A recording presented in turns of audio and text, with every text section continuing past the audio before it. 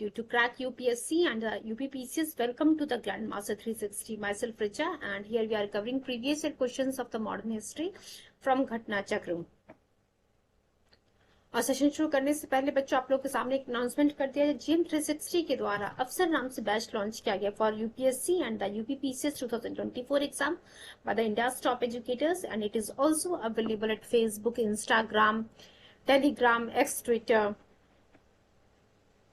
चलिए बच्चों, आज का सेशन जो है हम शुरू करते हैं। आज के सेशन में हमें जो है मॉर्ले मिंटो रिफॉर्म का जो है प्रीवियस ईयर क्वेश्चन सॉल्व करना है।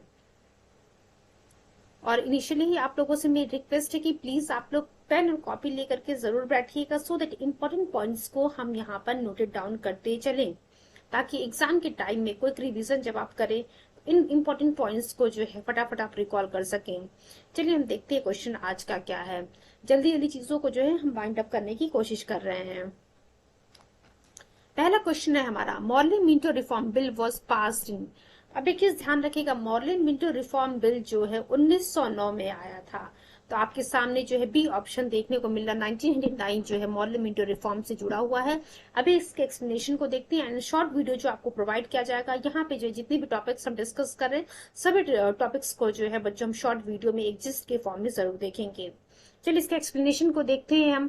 1905 की जब हम बात करते हैं तो 1905 में लॉर्ड मिंटो को जो है बच्चों वाइसराय ऑफ इंडिया जो है अपॉइंट किया गया था in place of Lord Curzon. देखिए जो लॉर्ड कर्जन नाम लिखा हुआ है, आप सभी लोगों को पता है कि बंगाल का विभाजन हम लोगों ने लास्ट वाले सेशन में जो है कंप्लीट किया था पार्टीशन ऑफ बंगाल के बारे में। और वहां पे देखा था कि क्वेश्चन था कि बंगाल विभाजन के समय भारत का वाइसराय कौन था।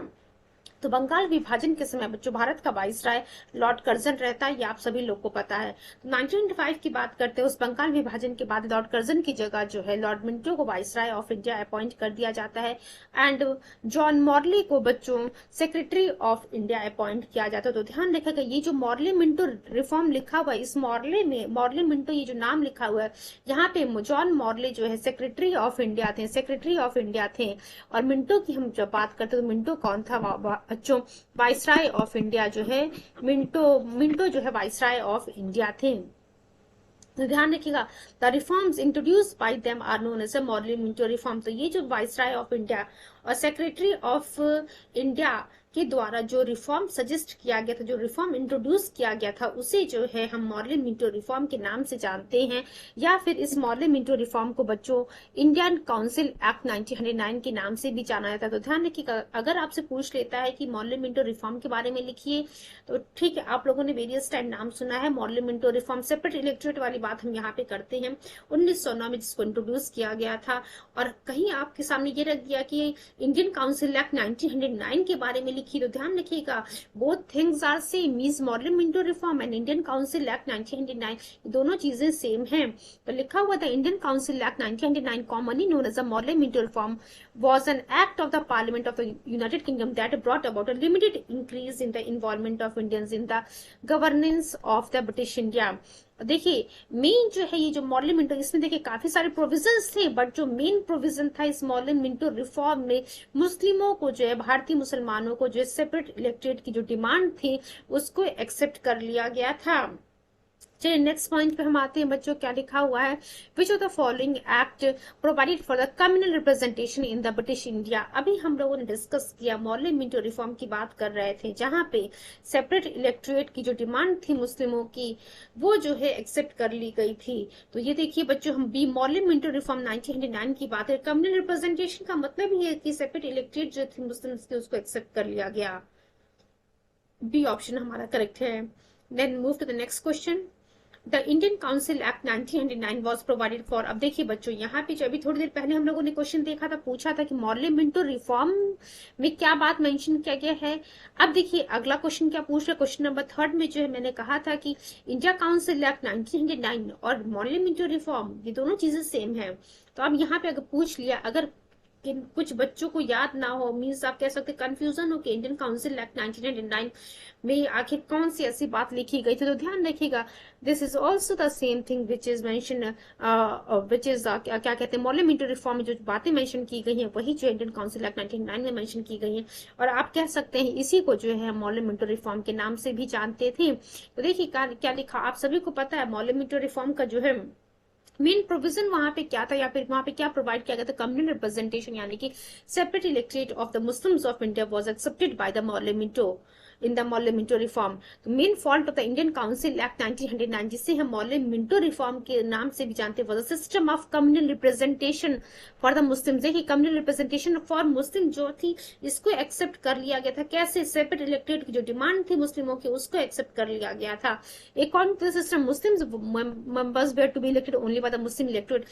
एक्चुअली इस सेपरेट इलेक्टेड का मतलब क्या था कि मुस्लिमों का चुनाव जो है सिर्फ मुस्लिमों के द्वारा ही किया जाएगा, यानी कि जो मुस्लिम्स हैं वो सिर्फ मुस्लिमों को ही वोट कर सकते हैं। तो देखिए मुस्लिम मेंबर्स जो भी इलेक्ट होंगे वो सिर्फ और सिर्फ मुस्लिम इलेक्टोरेट के द्वारा ही वो इलेक्ट किए जाएंगे, not by the general electorate in councils.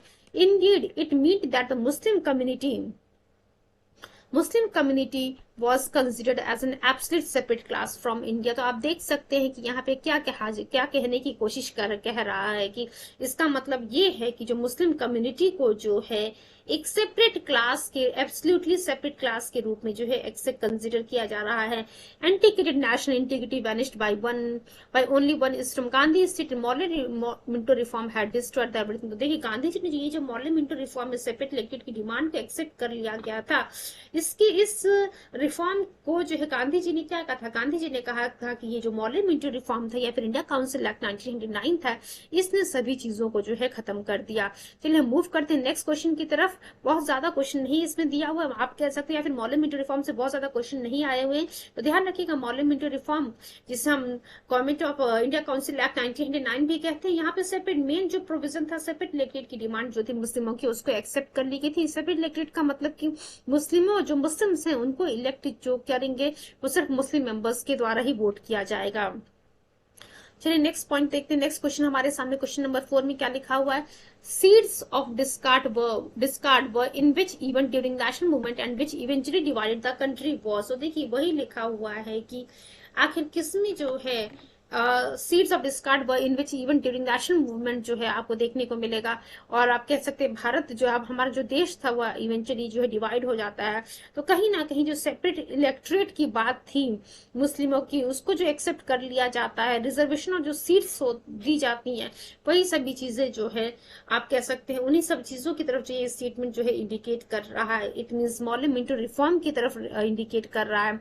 Model Minto reforms are known to envisage a separate electorate for Muslims। ये हम लोगों ने काफी बार डिस्कस कर this, and this had a long lasting impact on the Indian polity. Find this was for the first time that Muslim community was recognized। अब देखिए यही model Minto reform में आपको देखने को मिला था कि पहली बार जो है मुस्लिम कम्युनिटी को जो सेपरेट सेक्शन के रूप में जो रिकॉग्नाइज किया गया था of the Indian nation, and this trigger the cancer in India called Hindu Muslim disharmony. और यहीं से जो है आपको देखने को मिलेगा कि भारत में एक चीज कहा गया कि एक प्रकार का कैंसर के रूप में हमें हमारे सामने आता है कि हिंदू मुस्लिम डिसहार्मनी जो है यहाँ से जो है आपको देखने को मिलेगी। और कहीं ना कहीं एट द एंड जो है भारत जो है दो पार्ट में डिवाइड हो जाता है India and Pakistan. Sorry. Separate constituencies were marked for the Muslims and only Muslim community members were given the right to elect their constituencies। Actually देखिए इस मॉडल मिंटो रिफॉर्म के माध्यम से जिस प्रकार से हम लोगों ने देखा था कि बंगाल का जो विभाजन किया गया था लॉर्ड कर्जन के द्वारा, तो कहीं ना कहीं जो बंगाल में जो नेशनलिज्म की फीलिंग जो ग्रो कर रही थी उसको जो है कमजोर करने के लिए इस लॉर्ड कर्जन के द्वारा बंगाल को जो है दो भागों में विभाजित कर दिया गया था, east Bengal and west Bengal. आप कह सकते हैं वहां भी जो है कहीं ना कहीं, और ये भी चीज हम लोगों ने पढ़ा था कि एक पार्ट में जो है मुस्लिम्स की मेजोरिटी थी और दूसरे पार्ट में बच्चों जो है हिंदुओं की मेजोरिटी थी। तो आपको देखने को मिला कि कहीं ना कहीं जो है डिवाइड एंड रूल की पॉलिसी वहां खेली जा रही थी ब्रिटिशर्स के द्वारा।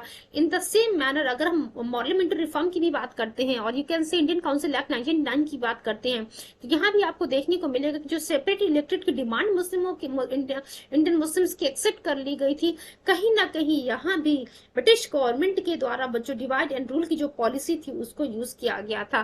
The principle of communal representation which was accepted under the Morley Minto reform was retained and was pushed further by the Government of India 1919। Fine, और hope so each and every point is clear to all of you. चलिए move करते हैं एक last question की तरफ। ये जो Morley Minto reform से जुड़ा हुआ आखिरी क्वेश्चन है हमारा, उसके बाद हम दिल्ली दरबार एंड चेंज ऑफ कैपिटल के बारे में पढ़ेंगे। दिल्ली दरबार ध्यान रखिएगा बच्चों, सिर्फ एक ही दिल्ली दरबार नहीं हुआ था। हम लोगों ने जो थ्योरेटिकल पार्ट पढ़ा था वहां पे हम लोगों ने जो और भी जो है दिल्ली दरबार के बारे में डिस्कशन किया था। चलिए मूव करते हैं नेक्स्ट क्वेश्चन की तरफ। whom did Rajendra Prasad consider the father of the Pakistan. अब देखिए क्या क्वेश्चन कह रहा है कि किसी जो है डॉक्टर राजेंद्र प्रसाद जी के द्वारा पाकिस्तान के जो है जनक के रूप में कंसिडर किया जाता है। तो देखिए यहाँ पे जो है 5 ऑप्शन आपके सामने लिखा हुआ, Mohammad Ali Jinnah, then Lord Minto, sorry Lord Mountbatten, then Lord Minto, then Liaquat Ali Khan, ये लिखा हुआ none of the above or more than one of the above. तो देखिए एक्चुअली यहाँ पे जो है अगर नाम मेंशन किया, राजेंद्र प्रसाद का नाम लिखा हुआ है, तो डॉक्टर राजेंद्र प्रसाद की हम यहाँ पे बात करें तो राजेंद्र प्रसाद के हिसाब से फादर ऑफ पाकिस्तान कौन था, मिंटो को कंसिडर किया गया था। क्योंकि जो है लॉर्ड मिंटो जो है मॉर्ले मिंटो रिफॉर्म जो 1909 में आया था, जहां पे कम्युनल इलेक्टोरेट या फिर सेपरेट इलेक्टोरेट को इंट्रोड्यूस किया गया था, ये जो है मिंटो उस मॉर्ले मिंटो रिफॉर्म का जो है हिस्सा था, पार्ट था, एंड दस सोड the seeds of partition of India. और यही मॉर्ले मिंटो रिफॉर्म 1909 में इंडिया काउंसिल एक्ट 1909 में जो है जो विभाजन की जो बीज थी उसको जो है बो दी गई थी। Rajendra Prasad thus rightly considered him as a father of the Pakistan. चलिए मूव करते हैं हम नेक्स्ट पॉइंट की तरफ। आज बच्चों हम दिल्ली दरबार के बारे में पढ़ेंगे, प्रीवियस ईयर क्वेश्चंस को सॉल्व करेंगे, और एक 15 मिनट की शॉर्ट वीडियो में बच्चों हमें जो मुस्लिम लीग भी कवर करना है, वहां पे मॉर्ले मिंटो रिफॉर्म भी कवर करना है, एंड चेंज ऑफ कैपिटल के बारे में भी, यानी कि दिल्ली दरबार और चेंज ऑफ कैपिटल के बारे में भी हम पढ़ेंगे। चलिए फटाफट हम जो है दिल्ली दरबार एंड चेंज ऑफ कैपिटल के बारे में पढ़ लेते हैं। लिखा हुआ है वेयर, क्वेश्चन देखिए क्या लिखा हुआ है, where was the capital of India from Delhi Darbar. चलिए एक्चुअली मैं सोच रही हूँ कि दिल्ली दरबार थोड़ा सा 4-5 ही पॉइंट लिखा हुआ है, यहीं पे जो है इसकी जिस्ट को कवर कर लेते हैं हम। लिखा हुआ दिल्ली दरबार एंड चेंज ऑफ कैपिटल। तो देखिए ये जो पॉइंट लिखा हुआ इन सभी पॉइंट्स को बहुत ही ध्यान से सुनिएगा, समझिएगा, बिकॉज यहीं से जो है बच्चों सभी अभी जो आपको आपके सामने प्रीवियस क्वेश्चन आएंगे इन्हीं पॉइंट से जो है आपको देखने को मिलेंगे। लिखा हुआ इन दिसंबर 1911 ग्रैंड दिल्ली दरबार was organized to welcome British King George V and Queen Mary। तो ध्यान रखिएगा बच्चों एक चीज, जो बंगाल का विभाजन किया गया था 1905 में लॉर्ड कर्जन के समय में, उसी बंगाल के विभाजन को जो है इस दिल्ली दरबार 1911 में कैंसिल कर दिया जाता है। प्लस भारत की राजधानी पहले कलकत्ता थी, उसको जो है शिफ्ट कर दिया जाता है इसी दिल्ली दरबार में। दिल्ली जो है नई राजधानी बना दी जाती है। और एक्चुअली में क्वेश्चन पूछता है कि कब जो है असल में भारत की राजधानी दिल्ली बन जाती है, तो 1911 मत टिक कीजिएगा, 1912 में जो है भारत की राजधानी को जो है दिल्ली बना दिया जाता है, एक्चुअली जो है इम्प्लीमेंट हो जाता है ये चीज। चलिए हम देख लेते हैं आखिर कौन कौन सी बातें यहाँ पे मेंशन की गई हैं। एक बार जब वीडियो बनाएंगे 15 मिनट वाली शॉर्ट वीडियो, वहां भी जो है 2-3 मिनट में से इस चीज को मैं रिकॉल करा दूंगी आप लोगों को। चलिए हम देखते हैं क्या लिखा है। December 1911 grand Delhi Darbar was organised to welcome British king George V and queen Mary. तो देख सकती हैं आप दिसंबर 1911, और ध्यान रखिएगा थ्योरेटिकल पार्ट में इस दिल्ली दरबार के बारे में ऑलरेडी हम लोगों ने पढ़ा हुआ है। दिसंबर 1911 की हम बात करते तो एक ग्रैंड दिल्ली दरबार बच्चों ऑर्गेनाइज किया जाता है। किस लिए ऑर्गेनाइज किया जाता है इस ग्रैंड दिल्ली दरबार को? किंग जॉर्ज V और क्वीन मैरी के स्वागत में दिल्ली दरबार ऑर्गेनाइज किया जाता है दिसंबर 1911 में। किंग जॉर्ज V क्या करते हैं, जो बंगाल का विभाजन होता है उसको एनल कर देते हैं। George V annul the partition of Bengal means cancel कर दिया जाता है इस बंगाल के विभाजन को on 12th of December 1911 and shifted the capital to Delhi from the Calcutta। तो आप लोगों ने देखा कि बंगाल का जो विभाजन होता है उसको 12 दिसंबर 1911 को जो है रद्द कर दिया जाता है और भारत की राजधानी कलकत्ता से जो है दिल्ली शिफ्ट कर दी जाती है। अभी ये सभी पॉइंट्स का क्वेश्चन आपको देखने को मिलेगा।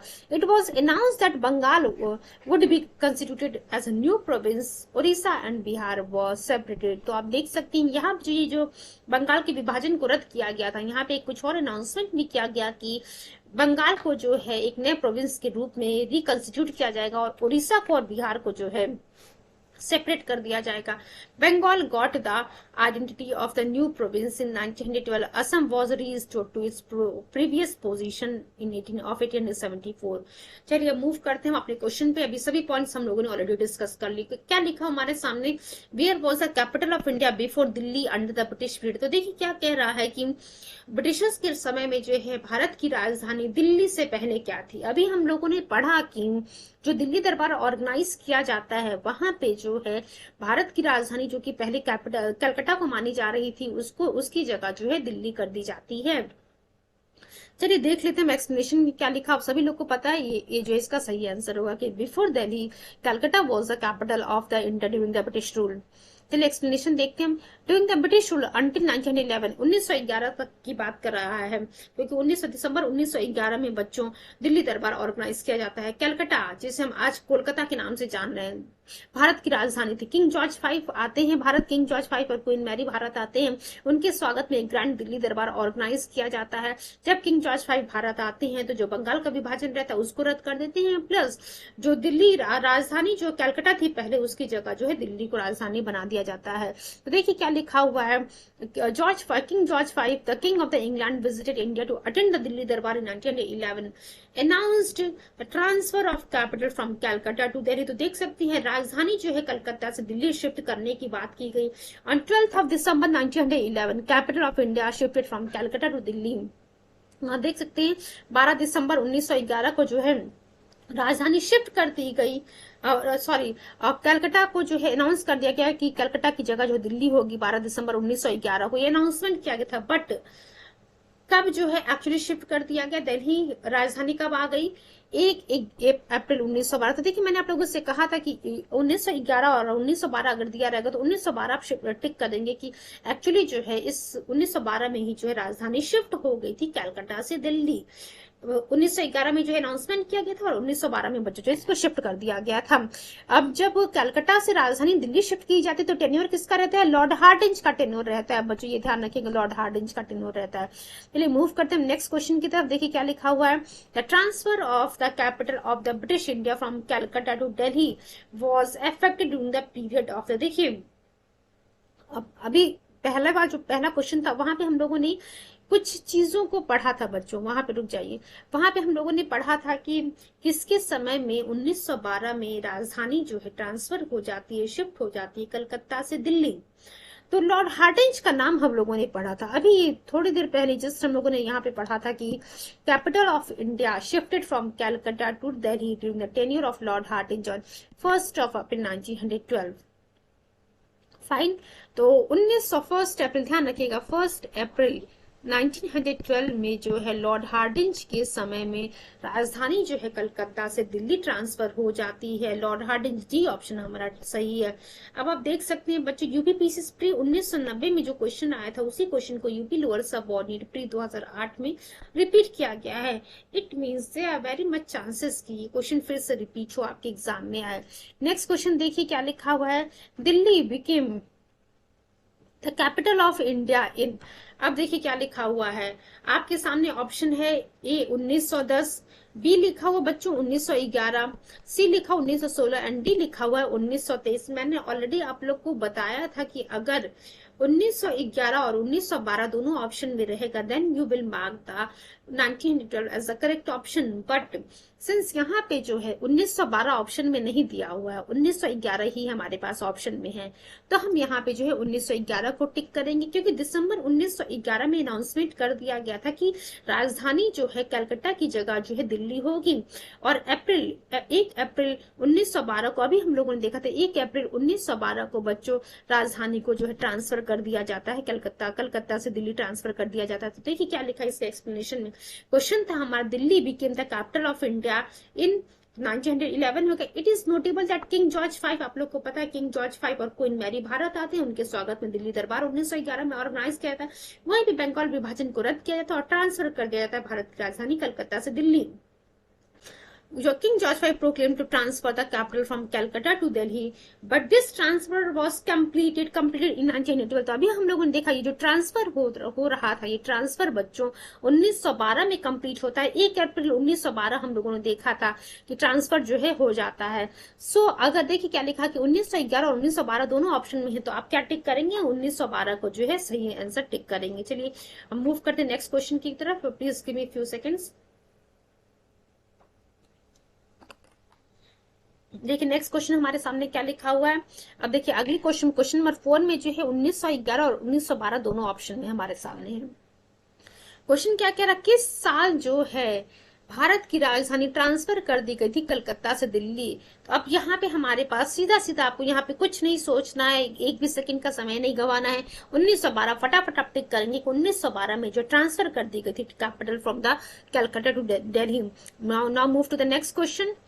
देखिए मैं इसीलिए जो है आप लोगों से एक चीज कहूंगी कि जो भी जिस्ट है या फिर जो भी हमारा 15 मिनट का सीरीज चल रहा है, उन सीरीज को जो है जरूर ध्यान से सुनिएगा, बिकॉज जितने भी यहाँ पे हम पीओक्यूज कर रहे हैं, स्टार्टिंग में ही सभी चीजों को जो है हम डिस्कस करने की कोशिश करें, सो दैट जैसे ही आप इस सेशन को सुने आपका कोई भी क्वेश्चन नहीं गलत होना चाहिए, बिकॉज ऑलरेडी हम लोगों ने जिसमें सभी पॉइंट्स को कवर कर रखा है। चलिए नेक्स्ट क्वेश्चन की तरफ मूव करते हैं हम। In which year the capital of India was transfer from Calcutta to Delhi? तो यहाँ पे देखिए आप 1912 ऑप्शन में नहीं, तो हम यहाँ पे क्या लिखेंगे? 1911 डी ऑप्शन हमारा करेक्ट है।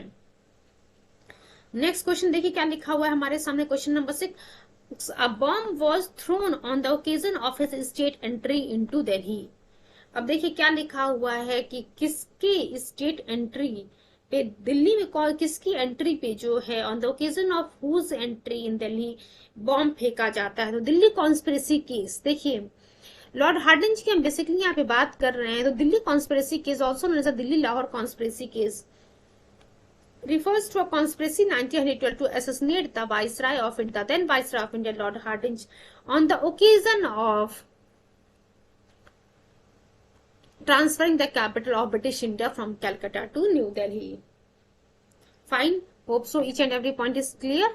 Hatched by the Indian Revolutionary Underground in Bengal, Punjab and headed by the Rash Bihari Bose, the conspiracy culminated in the attempted assassination on 23rd of December 1912.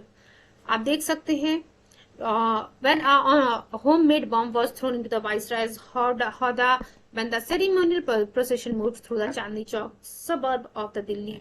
तो लॉर्ड हार्डिंज की हम बात कर रहे हैं बच्चों। चलिए मूव करते हैं नेक्स्ट क्वेश्चन की तरफ हम।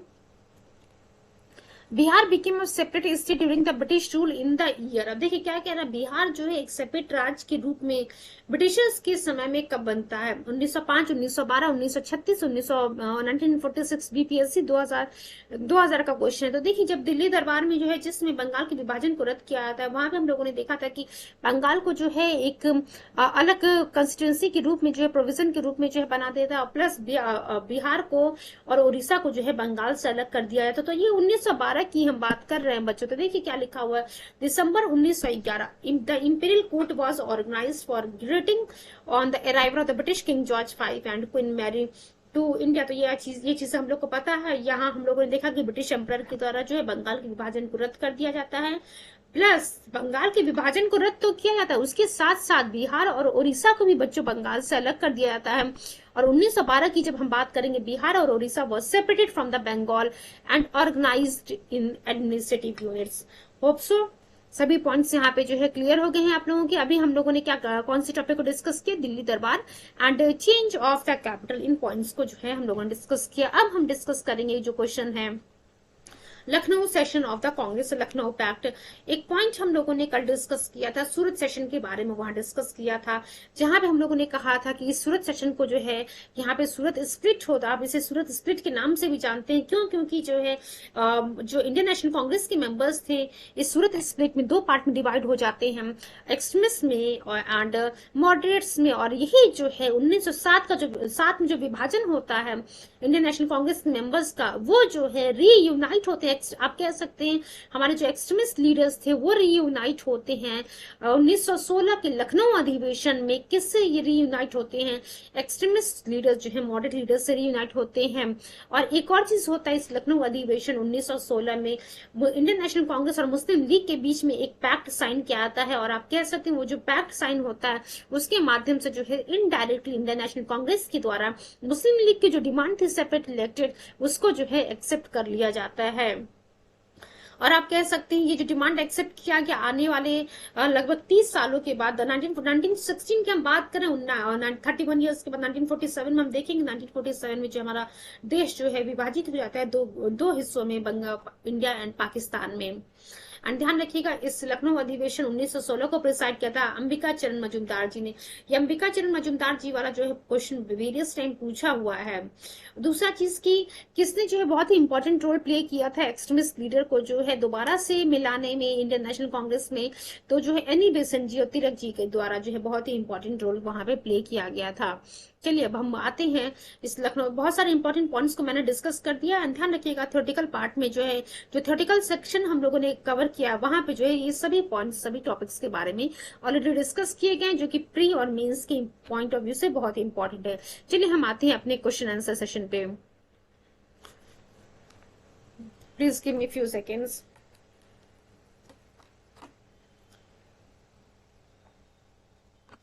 देखिए क्या लिखा हुआ है इन दिसंबर 1916। ध्यान रखिएगा 1916 का जो इंडियन नेशनल कांग्रेस का अधिवेशन होता है दिसंबर में वो लखनऊ में होता है। लखनऊ सेशन 1916 के नाम से भी जानते हैं। और वहां पे इंडियन नेशनल कांग्रेस और मुस्लिम लीग जो है एक पैक्ट साइन करते हैं। तो देखिए क्या लिखा हुआ है दिसंबर 1916 both Indian National Congress and Indian Muslim league held there session. अब देखिए क्या लिखा हुआ है कि दिसंबर 1916 में जो है इंडियन नेशनल कांग्रेस और इंडियन मुस्लिम लीग के द्वारा जो है इन दोनों कह सकते दोनों के द्वारा जो है अपने सेशंस को जो है हेल्ड किया जा रहा था। वो कहाँ पे हेल्ड किया जाता है? लखनऊ की हम बात कर रहे हैं बच्चों, लखनऊ में किया जा रहा था। यूपीपीसीएस प्री 2004 का क्वेश्चन है ये। अब चलिए देखते हैं आखिर इसके एक्सप्लेनेशन में क्या लिखा हुआ है। An important step towards the Hindu Muslim unity was the Lucknow pact 1916। देखिए ये जो पॉइंट लिखा हुआ है ना आपके सामने की एक इंपॉर्टेंट स्टेप है towards the Hindu Muslim unity was the Lucknow pact 1916। तो ये जो हिंदू मुस्लिम यूनिटी आपको लखनऊ पैक्ट 1916 में देखने को मिल रहा है बहुत आप कह सकते बहुत ही कम समय के लिए यूनिटी आपको देखने को मिली, बिकॉज इसके बाद फिर से जो है मुस्लिम लीग जो है अपना अलग सेशन हेल्ड कर रही थी। एंड आप कह सकते हैं अगर इतनी ही यूनिटी होती अब ये जो क्योंकि यहाँ पे जो है आप कह सकते हैं इंडियन नेशनल कांग्रेस के द्वारा जो है मुस्लिम लीग की जो बात थी सेपरेट इलेक्टेड वाली उसको जो है एक्सेप्ट कर ली गई थी। तो इस आधार पे आप कह सकते हैं कि आईएनसी यानी कि इंडियन नेशनल कांग्रेस के द्वारा जो कहीं ना कहीं यहाँ पे कॉम्प्रोमाइज किया गया था। चलिए देखते हैं हम क्या लिखा हुआ है। Important step towards achieving the Hindu Muslim unity was the Lucknow pact 1916। Anti British feelings were generated among the Muslims following a war between the Britain and Turkey. तो देखिए उस समय 1914 का जब हम बात करेंगे तो 1914 में फर्स्ट वर्ल्ड वार की हम बात कर रहे थे, प्रथम विश्व युद्ध की। तो उस विश्व युद्ध के कारण कहीं ना कहीं जो मुस्लिमों में एंटी ब्रिटिश फीलिंग जो है देखने को जो मिली आप लोगों के वहां पे जो एंटी ब्रिटिश फीलिंग जो है जनरेट हो गई थी मुस्लिमों में, क्योंकि जो ब्रिटेन और आप कह सकते हैं ब्रिटिशर्स और ब्रिटेन में और तुर्की में जो है तुर्की के सुल्तान को जो है ये अपना आप कह सकते हैं रिलीजियस गुरु मानते थे मुस्लिम। तो तुर्की और ब्रिटेन के बीच में जो वार हो रहा था इस वजह से जो है मुस्लिम्स के मन में एंटी ब्रिटिश फीलिंग्स जनरेट हो रही थी, which open the way for Congress and Muslim League unity. Both the Congress and Muslim League held sessions at Lucknow in 1916। तो ध्यान रखिएगा कांग्रेस और मुस्लिम लीग दोनों के द्वारा जो है लखनऊ में जो है 1916 में एक सेशन को हेल्ड किया जाता है। This meeting had settled the details of an agreement on the composition of the legislature. बहुत सारे अदर भी पॉइंट्स थे यहाँ पे, आप कह सकते हैं कि यहाँ पे और बहुत सारे प्रोविजंस थे। तो इस मीटिंग की जो मीटिंग हुई थी लखनऊ में 1916 में। तो देखिए यहाँ पे हम देख लेते कौन कौन सी बातों को डिस्कस किया गया था। This meeting had settled the details of an agreement on the composition of the legislatures and the quantum of representation to be allowed to the two communities. ठीक है ये क्लियर हो गया। Agreement was confirmed by the annual sessions of the Congress and league held at Lucknow on 29 and 31 December 1916। Respectively Congress accept. देखिए जो मैं आप लोगों को बोल रही थी कि इंडियन नेशनल कांग्रेस के द्वारा मुस्लिम लीग की डिमांड को एक्सेप्ट कर लिया गया था, वही बात देखिए यहाँ पे मेंशन किया गया है। Congress accept the separate electorates and both organisation jointly demanded dominant status for the country. तो कहीं ना कहीं आईएनसी के द्वारा मुस्लिम लीग की जब सेपरेट इलेक्टोरेट की डिमांड को एक्सेप्ट कर लिया गया, बात को एक्सेप्ट कर लिया गया, तब ये दोनों मुस्लिम लीग और इंडियन नेशनल कांग्रेस दोनों ज्वाइंटली जो है डिमांड कर रहे थे, एक साथ डिमांड कर रहे थे भारत के लिए डोमिनेंट स्टेटस के लिए। हिंदू मुस्लिम यूनिटी, अब ये जो हिंदू मुस्लिम ये जो हम देख रहे हैं बार बार बात कर रहे हैं हिंदू मुस्लिम यूनिटी, ये शॉर्ट टर्म यूनिटी थी। Hindu Muslim unity weaken the British attitude. 1916 में जो है ब्रिटिश गवर्नमेंट ने अनाउंस किया एक policy whereby the involvement of Indians in the government was to be increase. अब देखिए अब इसकी वजह से जो ये हिंदू मुस्लिम लखनऊ सेशन जो हुआ, जिसमें मुस्लिम कह सकते हैं कांग्रेस लीग पैक्ट के नाम से जिसे हम जानते हैं, तो इसकी वजह से ब्रिटिश गवर्नमेंट ने जो है एक पॉलिसी अनाउंस की और कहा कि गवर्नमेंट में जो है इंडियंस के रिप्रेजेंटेशन को जो है इंक्रीज किया जाएगा and there was to be gradual development of local self government institution. Sarojini Naidu ने जो है, अब ये जो पॉइंट लिखा हुआ अभी देखिए यहाँ पे लिखा हुआ है Sarojini Naidu describe Jinnah the chief architect of Lucknow pact with title of the ambassador of the Hindu Muslim unity. तो इस एक लाइन से जो आप कैसे एक स्टेटमेंट से जो है आपके सामने दो क्वेश्चन बना हुआ है कि किसने जो है मोहम्मद अली जिन्ना को कहा था the chief architect of the Lucknow pact. तो ये सरोजिनी नायडू जी के द्वारा कहा गया था। किसने जो है मोहम्मद अली जिन्ना को जो है टाइटल दिया था ambassador of the Hindu Muslim unity, यानी कि हिंदू मुस्लिम एकता का राजदूत जो है जिन्ना को किसके द्वारा कहा गया था? तो सरोजिनी नायडू जी के द्वारा बच्चों कहा गया था। या फिर जो है सरोजिनी नायडू जी ने जिन्ना को जो है मोहम्मद अली जिन्ना को किसने कहा था? He is a chief architect of the Lucknow pact. तो सरोजिनी नायडू जी के द्वारा कहा गया था। चलिए मूव करते हैं नेक्स्ट क्वेश्चन की तरफ। क्वेश्चन नंबर 2 क्या लिखा हुआ है? The Lucknow session of the Indian National Congress that took place in 1916 was presided over by। अब देखिए क्या कह रहा है, ये चीज मैंने पहले ही बताया था कि अंबिका चरण मजूमदार जी के द्वारा लखनऊ का जो 1916 का अधिवेशन होता है उसको प्रिसाइड किया जाता है। तो किसका? जो इंडियन नेशनल कांग्रेस के अधिवेशन की हम बात कर रहे हैं, आप मुस्लिम लीग के अधिवेशन को मत सोच लीजिएगा। Lucknow session of the Indian National Congress that took place 1916 by presided by the Ambika चरण मजूमदार। ठीक है, 1916 में एसी मजूमदार या फिर अंबिका चरण Majumdar presided over the Lucknow session was the famous Lucknow where the famous Lucknow Pact was signed। तो देखिए UPPCS mains 2013, UPPCS mains 2010, then UPPCS pre 2009, mains 2006, even I think 2014 या 15 में भी जो है ये क्वेश्चन पूछा हुआ है कि लखनऊ सेशन 1916 को प्रिसाइड किसने किया था? अंबिका चरण मजूमदार जी के द्वारा जो इसको प्रिसाइड किया गया था।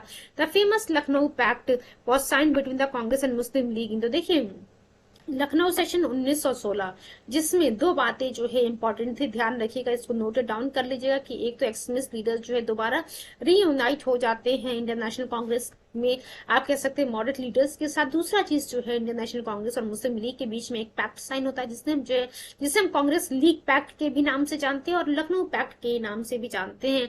अब इतनी सारी बातें हमने लखनऊ सेशन के बारे में डिस्कस की। तो कब साइन हुआ था? 1916 में साइन किया था। इस सेशन को प्रिसाइड किसके द्वारा किया गया था? अंबिका चरण मजूमदार जी के द्वारा प्रिसाइड किया गया था। तो डी ऑप्शन यहाँ पे आपको देखने को मिला। 1916 की हम बात करें यूपीपीसीएस मेंस 2010 और 2006 में ये क्वेश्चन पूछा हुआ है। मुस्लिम लीग और कांग्रेस के बीच में लखनऊ पैक्ट कब साइन होता है? 1916 में साइन होता है। नेक्स्ट क्वेश्चन देखते हैं बच्चों, who among the following was a chief architect of reconciliation between the extremist and the moderate. तो देखिए अभी हम लोगों ने क्या पढ़ा था, क्या लिखा हुआ है यहाँ पे? Who among the following was the chief architect of reconciliation between the extremist and moderate. अगर सरोजिनी नायडू जी ने क्या कहा था, अभी हम लोगों ने किस स्टेटमेंट देखा था कि Sarojini Naidu ji describe Jinnah the chief architect of Lucknow pact. But जब हम मॉडरेट और एक्सट्रीमिस्ट की हम बात करते हैं बच्चों, तो लिखा हुआ है, क्वेश्चन हमारे सामने है कि कौन जो चीफ आर्किटेक्ट था और रिकंसाइलेशन बिटवीन ऑफ रिकंसाइलेशन आप कह सकते हैं reunion between the extremist and the moderate. Extremist और मॉडरेट को मिलाने का जो एक मेन रोल किसने प्ले किया था बच्चों? तो एनी बेसेंट जी के द्वारा जो है मेन रोल प्ले किया जाता है। एक्सप्लेनेशन देखते हैं हम।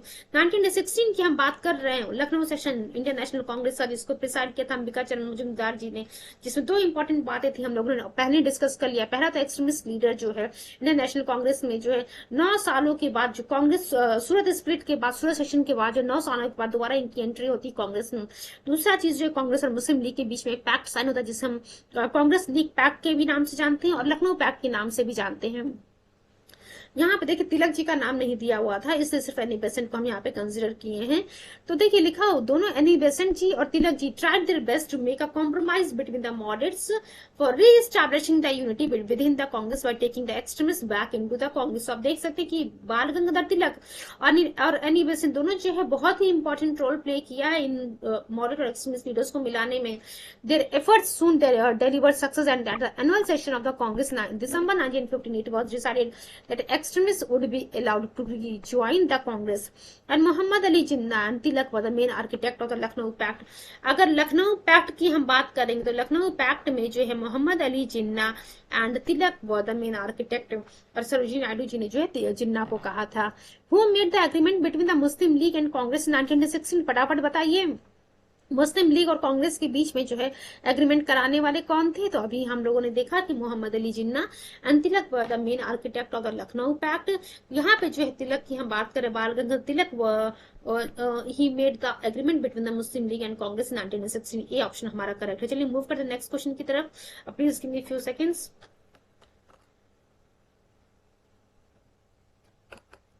Which implication was taken in Lucknow session of the Congress in 1916?